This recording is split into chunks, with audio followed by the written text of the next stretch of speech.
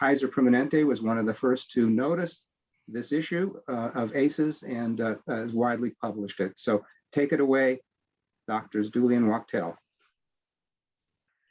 I'll go ahead and start. I think Renee and I have really worked together. It's been great working with Stuart on this presentation, but especially with Renee on this project.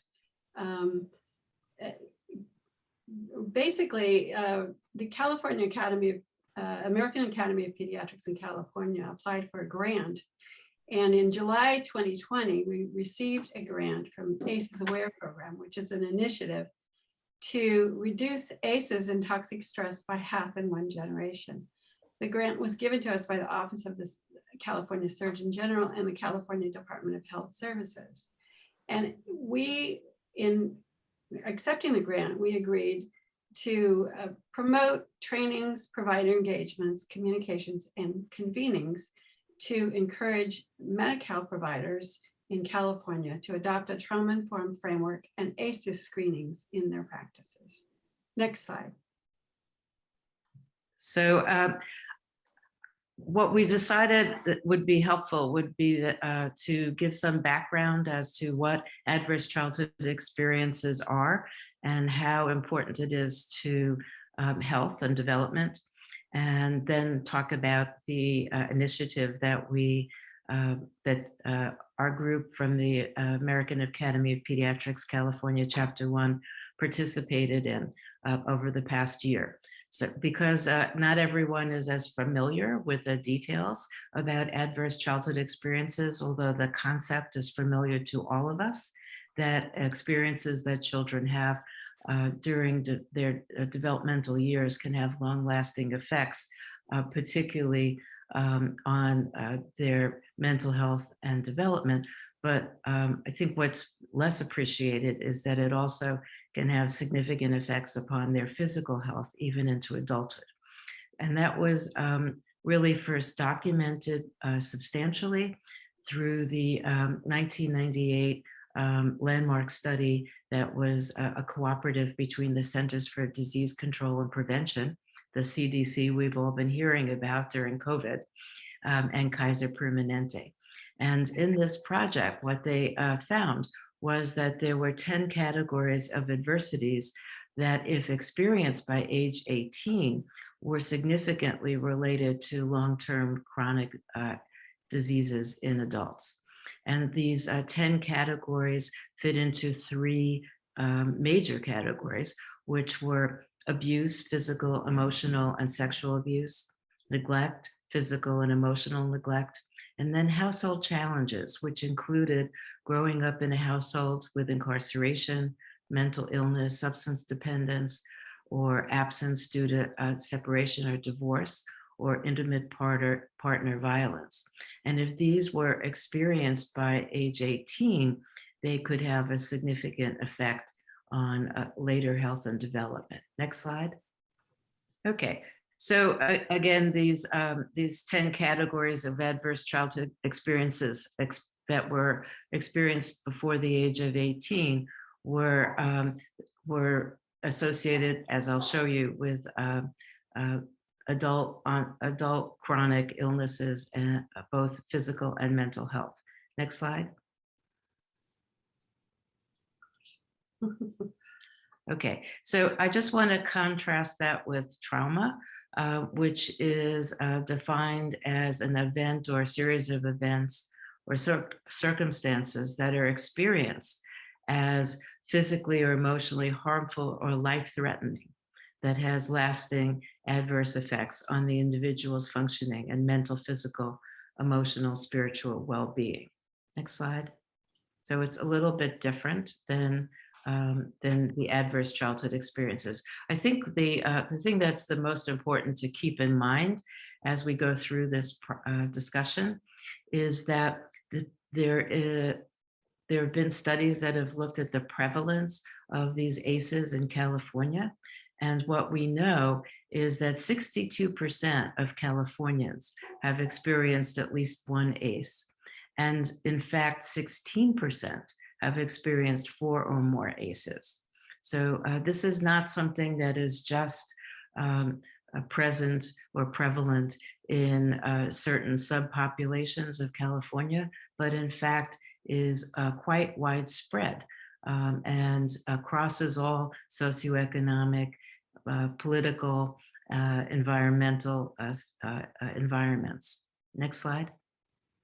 So what they found, next slide, what they found in this study is that if you have more than 4 ACEs, that is these adverse experiences before the age of 18, that you have, for example, double the risk of heart disease and triple the risk of chronic lower respiratory disease. But more importantly, look at the last one, number 10, suicide attempts, 37 times the chance of suicide attempts if you have 4 or more ACEs. So we know that this is strongly related to mental health. What I didn't appreciate was that it's also related to chronic cognitive disorders like Alzheimer's or dementia, with 11 times the odds ratio if you have 4 or more ACEs relative to someone who has no ACEs. Next slide. So the Surgeon General in California has really encouraged both through a lot of public awareness and grant provision and training and outreach and so on, to not only help us in California understand the potential effects upon the brain with ACE-associated health conditions such as depression and anxiety, alcohol and drug use, developmental delay, PTSD, learning problems, etc., headaches, but actually try to help us broaden our understanding to know that the increased number of ACEs are associated with cardiovascular disease, diabetes, failure to thrive, obesity, stroke. Can you go back? There, whoop, you go, one more, there you go. And even there's been a lot of recent work that it affects our immune system.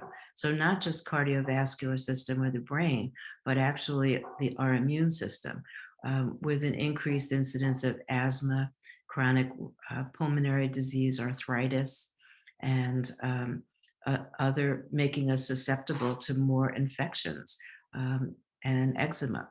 So this is actually pretty potentially widespread effects on many body systems. And that's why it's being highlighted as a whole lot more important than we used to think, and not just related to mental health, where it's really important, but also that these mental health conditions have an interactive effect with cardiovascular and immune systems. Next slide.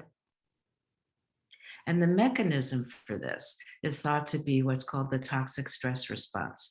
And this is that there's now, over the past 10 years or so, there's been a huge amount of research and scientific consensus that says that these high doses of cumulative adversity during these critical and sensitive periods before the age of 18, without, and this is important, without the buffering protections of safe, stable, and nurturing relationships and environments, actually can lead to long-term disruptions in brain development, immune and hormonal systems, and the regulatory systems of the genes, which is called epigenetics.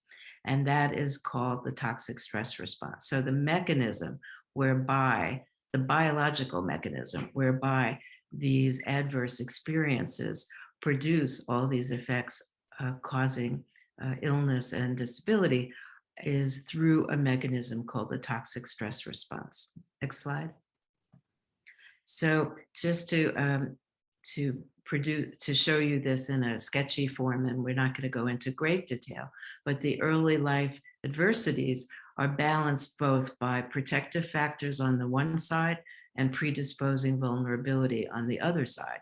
So it's not just you have this 1 or 5 ACEs and that's your answer. or that's your risk factor. No, there's other factors that also are involved that cause effects on our endocrine system, the immune system, and brain development. And if we do have this toxic stress physiologic response, what happens is that we have chronic dysregulation of these physiologic responses. And that, through a process that's called epigenetics, gives us these different endocrine, metabolic, neurologic, psychiatric, and immune associated health conditions. Next slide. So for that reason, there's been a huge emphasis over the past year or so on screening for these ACEs and looking for the risk of the toxic stress, and then providing targeted evidence-based interventions to try to reduce the toxic stress by having these buffering or protective factors. And the purpose of that is to improve efficacy and efficiency of healthcare, to better support individual and family health and well-being, to actually try to interrupt the intergenerational transmission of these ACEs and toxic stress. And in fact, the Surgeon General has a really ambitious goal of reducing the intergenerational transmission of ACEs and reduce long-term health costs. Next slide. So for that reason, they have developed what's called the PEARLS, which is a screener for children. Next slide. And this is both in child form and adolescent form. So adolescent could self-report. And next slide. And there are ACEs questionnaires for adults, and all of these are available free of charge on the ACEs Aware website and can be administered, either identified where the family or the person who's filling it out indicates which specific ACEs are present, or de-identified where they just give you the total number of ACEs present. Next slide. Next slide. And so the idea is, once these ACEs are screened for, then there's a clinical response, which is applying the principles of trauma-informed care, and then supplementing that with patient education on toxic stress, and offering strategies for individual and families to regulate the stress response. And that can include a wide variety of what the Surgeon General is calling stress busters, which are things like regular physical activity, high quality, sufficient sleep, balanced nutrition, mindfulness and meditation, access to nature, and, as we all know who are attending this, mental health care, including psychotherapy or psychiatric care, substance abuse, treatment, etc. Next slide. And so the clinical response is to validate existing strengths and protective factors, to make referrals for resources, interventions, educational materials, and other community services or mental health services, and then follow up as appropriate to see how the family or individual is doing. Next slide. And this is based on trauma-informed care principles, where we try to build trust between providers and patients, recognize the signs and symptoms of these ACEs or trauma, educate, promote patient-centered evidence-based care, and collaborate, and provide sensitive support. Next slide. Just to let you know that starting earlier this year, that qualifying providers who bill Medi-Cal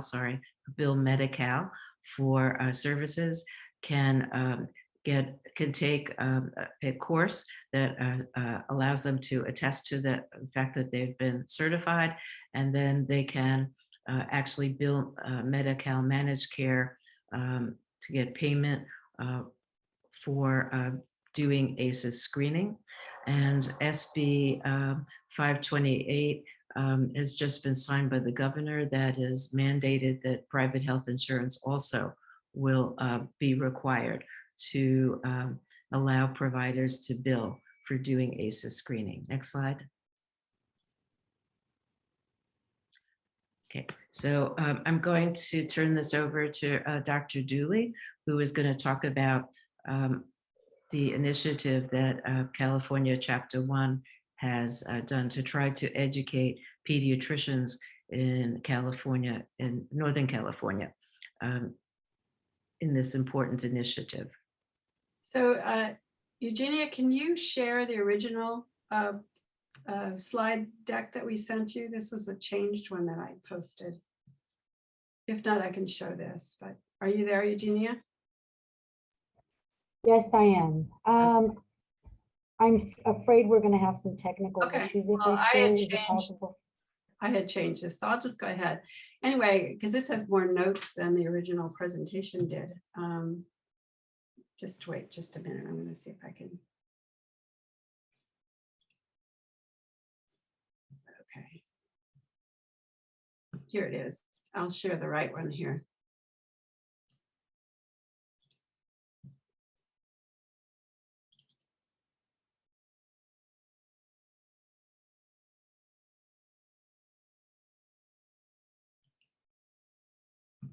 Okay. I'm sorry. Stop share.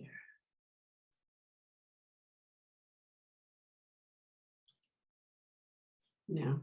Okay. All right. I'll go ahead and share that presentation. I'm sorry. I didn't realize this would be different. So share screen. So can you see that now? Okay, great. Sorry about the mix up here. So when our chapter accepted the grant, we were really excited about the opportunity to participate in this program. Dr. Wachtel did a great job of describing the rationale and value of the grant. But we knew we had a big job. California Chapter 1 is one of 4 chapters in California, yet the boundaries for Chapter 1 encompass 48 of California's 58 counties. And our goal was to educate our 2,200 chapter members living and practicing in a variety of medical centers from the Oregon border to the southern border of Monterey and Inyo counties.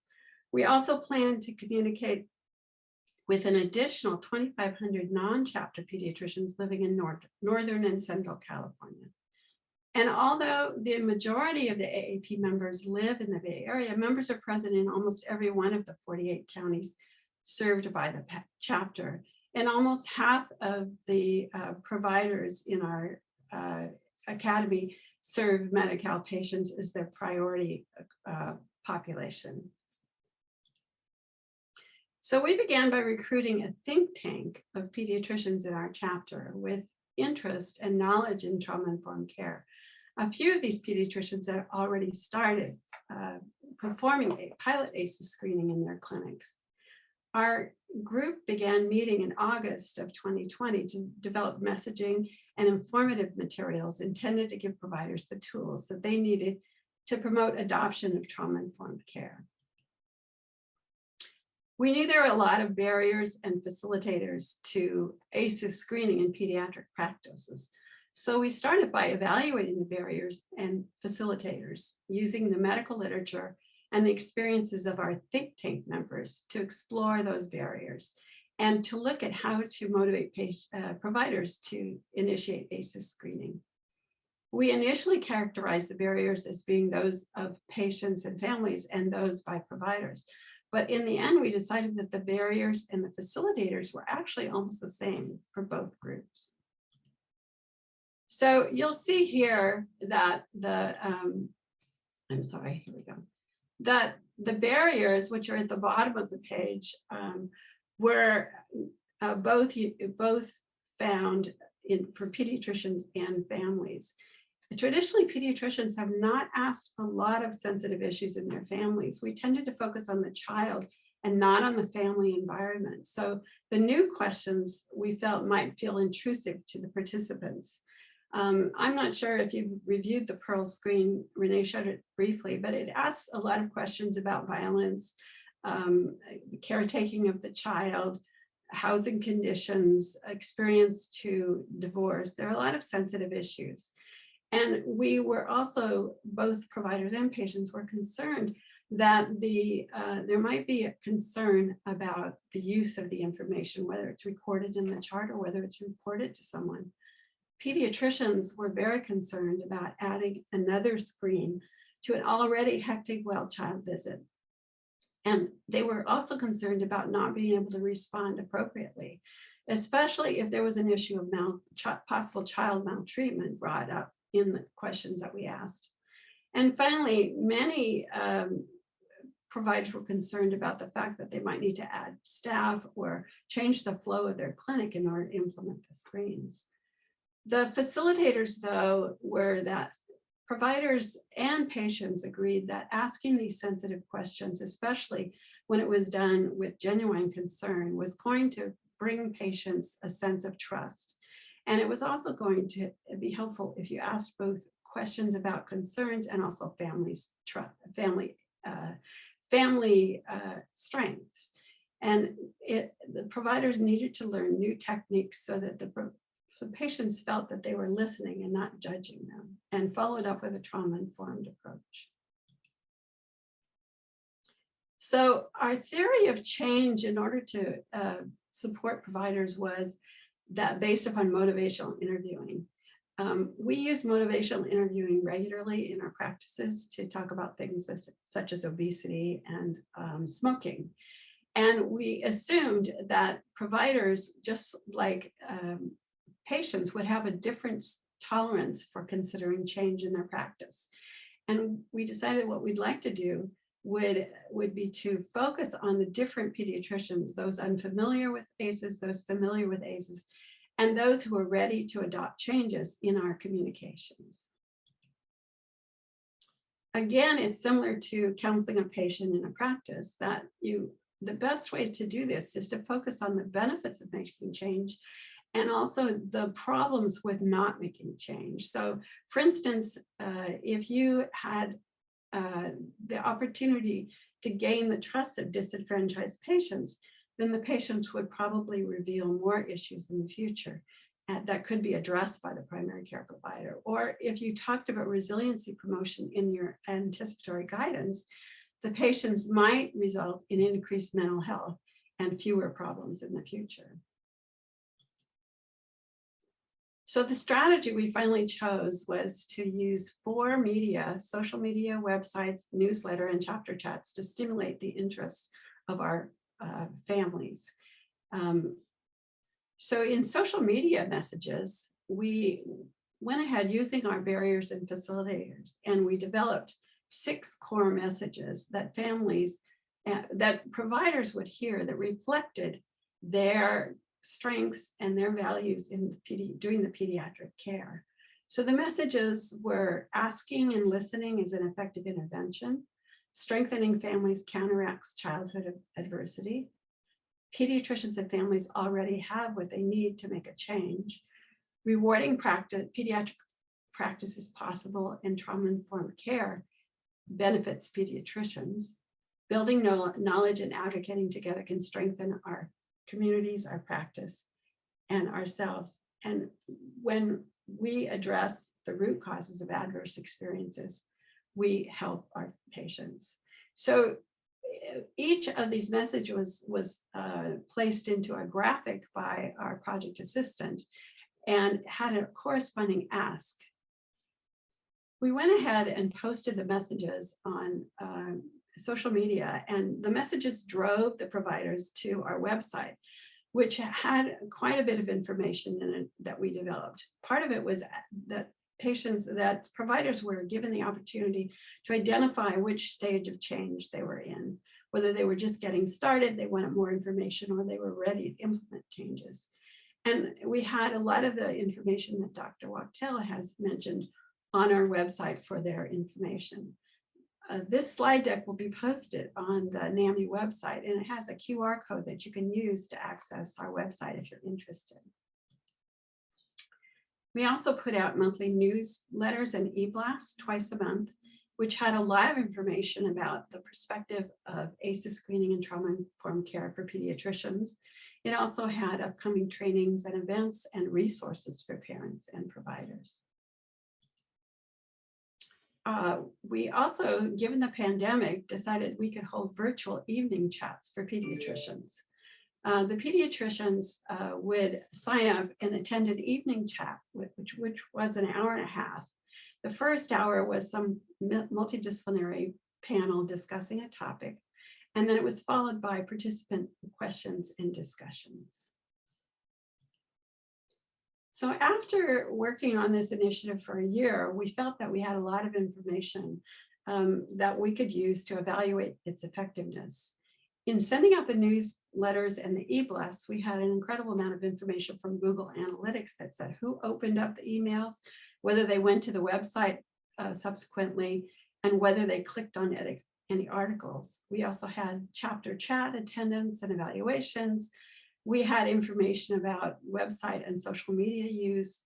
And then we also went ahead and initiated focus groups in a survey and had some information about the, I did that to myself, didn't I? Had some information about the, there we go, the ACEs training that providers could take. So in concluding, we came to 4 important conclusions in our work. First of all, it was quite amazing that pediatricians were very interested in learning about ACEs and trauma-informed care.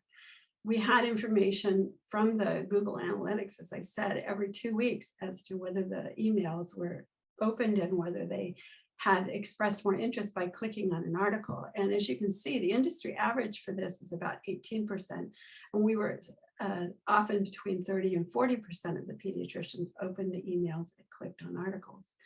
And that's a remarkable fact because we were communicating with about 2,700 pediatricians, essentially all of the board certified pediatricians in Northern and Central California, and about 1,200 opened up emails with each release.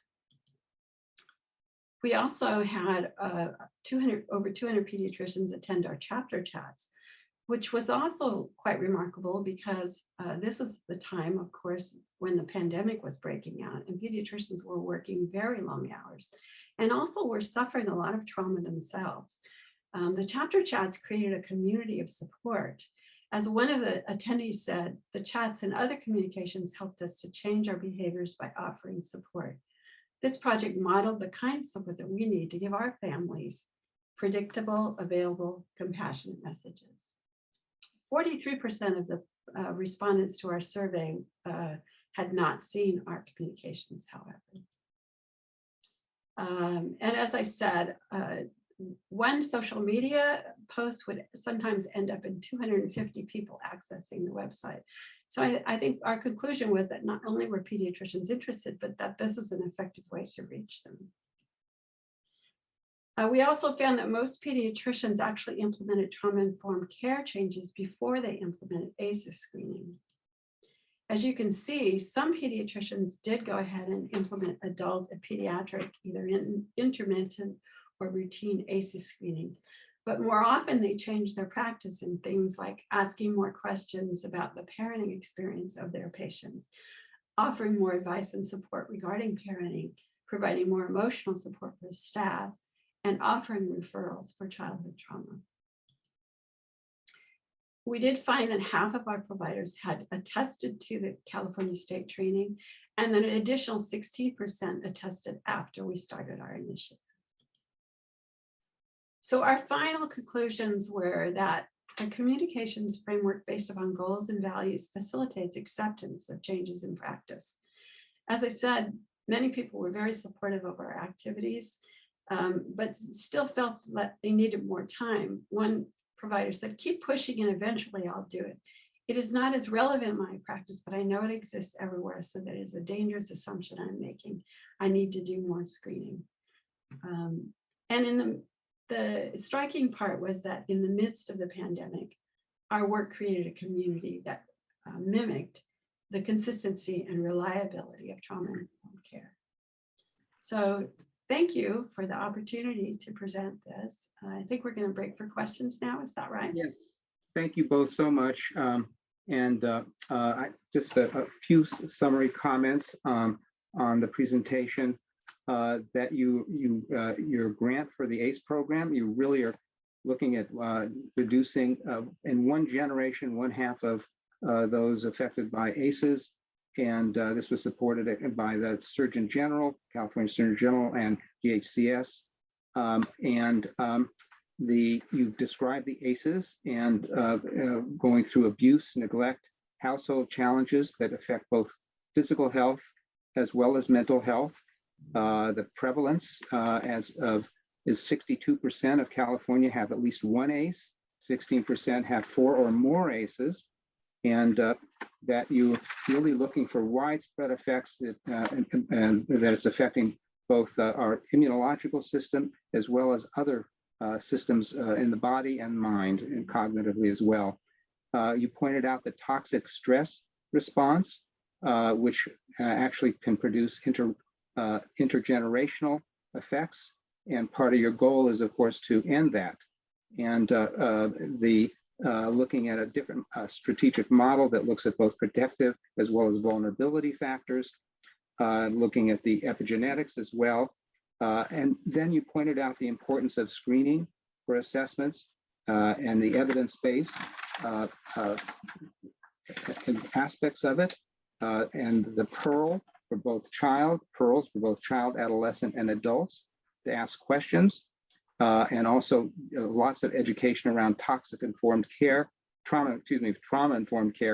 for our pediatricians as well. And your strategy in terms of the making sure that pediatricians have access to the information. You did it through this AAP Chapter 1 think tank. Your strategy has been through social media, chapter chats, newsletters, and website informations. You've attacked it in a multidisciplinary way, which is terrific. So again, we're now going to open the floor and take a few questions. Please use the chat box to type your questions. I'll look at it. I also want to remind everyone to honor the community agreements we went over in the beginning of the session as we open up the floor for questions. If we do not get your questions, we may collect them and answer them in an email. So I'm going to open up, if I can now, the questions in the chat. And I'm going to go to the top. There was a question, are you going to talk about pearls also? Is it still an adverse event if the parent with mental illness is treated and stable? Let's just answer since you did talk about the pearls. Also, is it still an adverse event if the parent with mental illness is treated and stable is the question. So I think that's a really good question. And I don't think that our research is sufficient. But again, a parent with mental illness, that covers a wide range, and being treated and stable doesn't necessarily mean that they are functioning appropriately all the time. Depends on what the mental illness is and how effective the treatment is. So I think that we're not at a point where we are that able to answer that question with good scientific basis. On the other hand, I do know that there is at least some research that shows that intervening, for example, with a mother with a perinatal depression actually improves the outcome of the child developmentally. So I think we have some evidence in different types of mental illness and different types of interventions that in fact it can be a protective factor. The intervention could be a protective factor. But I think that from a large epidemiologic point of view, it would still be considered an ACE. But again, one ACE is not as significant as 4 or more ACEs as far as this loading for for chronic illness. Next question. To what extent have insurance providers embraced the concept of ACEs? Nothing demonstrates the need for integration of physical and mental health more than ACE research. Offering mental health insurance would lead to greater profits for insurers by reducing major illness claims. Same for Medicaid and Medicare. So the question really is, to what extent have insurance providers embraced the concept of Well, ACEs? I think that's a really good question, and we're going to find that out since the law was just signed by Governor Newsom in the past week, mandating that private insurers cover ACEs screening. And it doesn't start till January 1st of 2022. And so I think if I look at just the votes in the legislature, it was completely unopposed by all the legislatures who voted. Everyone voted yes. So I think if there was a problem with the insurers, we'd at least have had some people who have been lobbied to vote no. So I'm hopeful that the private insurers also see, just as Ashley put in, that this is really going to be a gain for everybody. It's going to give the individuals and families better, more well-being, and hopefully reduce the costs of healthcare over the long term. So definitely, I think that whether it'll lead to better profits or not for the health insurance, I don't know. But I'm more interested in better well-being for our patients and their families. So that was a really interesting question. Hallie Mink asked, if we are screening for ACEs, do we not also need to balance that with screening for protective factors? What would be done with these screenings? How would they be used and by whom? Would the results be just for the physician and family? Well, so I totally agree. We should be screening for protective factors. And in fact, there's several groups of physicians in California who are working out how to best do that screening, developing validated measures for doing screening for protective factors. And so this is definitely something that is on the minds of many in this field. But we don't yet have all the tools that we need in order to do that.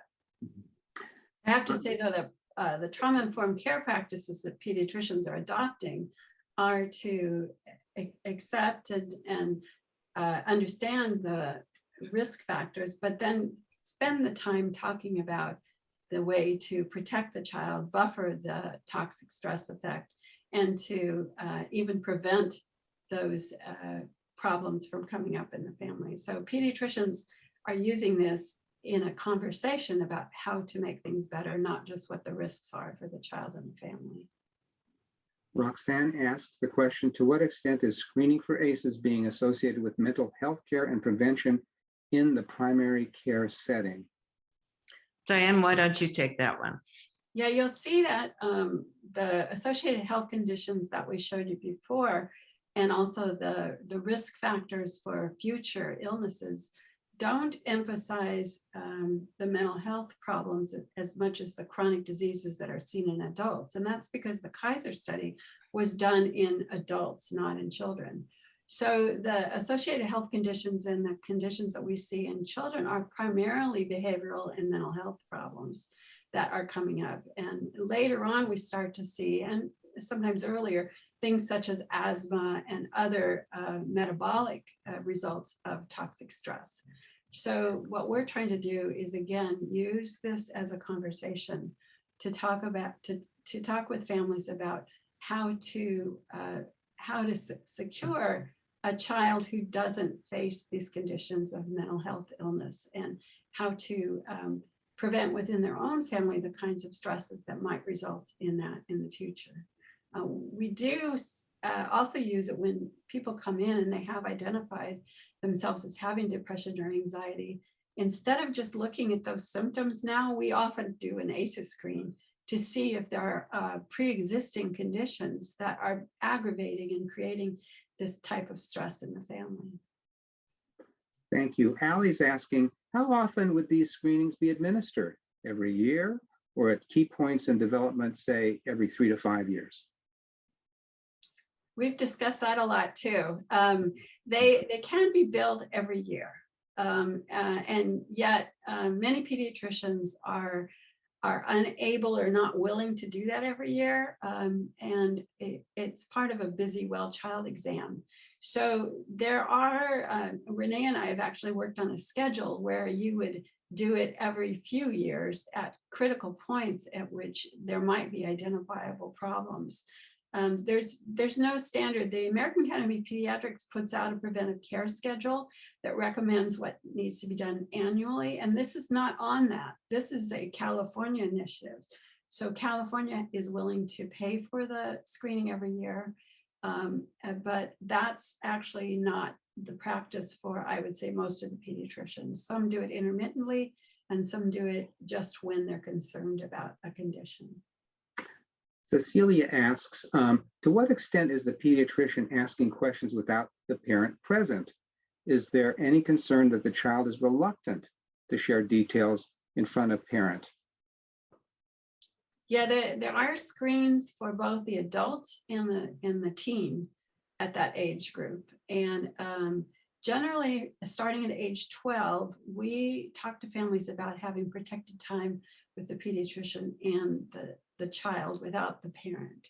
And we also administer the questionnaires from age 12 on separately, so the teen is answering the questions on a written piece of paper or in person without the parent present. So most of the time, these screens are done confidentially from age 12 on, and just with the child or possibly the parent after that time. They do not pay to do parent screenings at each visit. So the parent screening can just be done once. This is a question coming from me. We've seen quite a bit of research now, and we're hearing from psychologists and school systems how devastating this pandemic has been to youth. What do you see as the effects and the long-term effects on ACEs, and what are your thoughts about that? Go ahead, Renee, if you want to. Well, I think obviously there's a lot we need to learn about that. But, the pandemic has had different effects on different ages of children and on different families. And, in some cases, we have a family whose family member was very sick, maybe in the hospital, and that would be a whole different thing than a family who really was not affected directly by the illness, but more affected by the pandemic and the children not going to school, for example, or virtual learning. And then we have differential effects about children, different ages and their ability or inability to socialize. And lastly, we have kids with special needs who did or did not receive the therapy or the services that they should have provided. And also families who were lost jobs, became homeless, and so on. So it's really, really complicated. And I think that we're going to be understanding the effects of the pandemic, trying to understand it over a long period of time and to try to make sense of it. But most importantly, to try to remediate, right, all the negative effects. It's going to take us quite a while. Even from a general school perspective, kids have lost at least a half a year of academic learning, most people think. And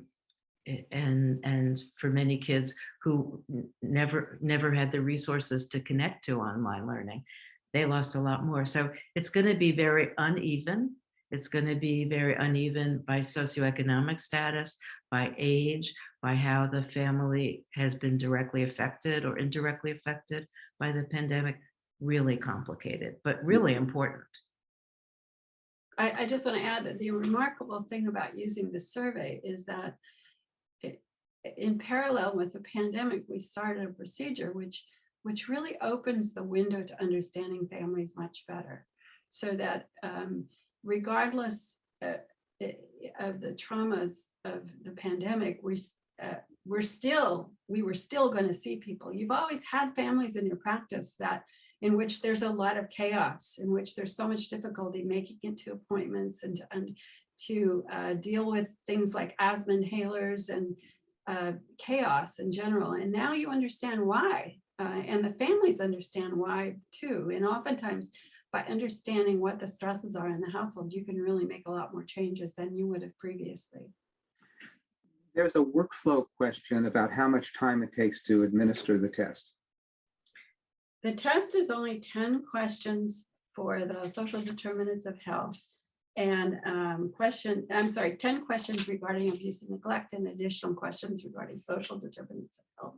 In most cases, it's done by a nurse or a community health worker before the provider sees the patient, and then the provider reviews it and talks to the family about the results. So it adds maybe 5 to 10 minutes to the beginning before the visit, not during the visit itself. But then the additional discussion about the issues in the visit oftentimes bring up the need for a follow-up visit, which I think is really important. When you've opened up conditions, these really important issues in families' lives, it's important that you really facilitate trust in the relationship at that point. So many times you need a follow-up visit in order to address the concerns. Thank you so much, both of you. And I want to thank you all for joining us today. And this was a wonderful discussion about an incredibly important topic. For any questions on the content, please feel free to email the presenter. For any questions or concerns for today's events, please feel free to email NAMI California at namicalifornia.org or NAMICA.org. You are welcome to leave the session to move on to the next part of your agenda.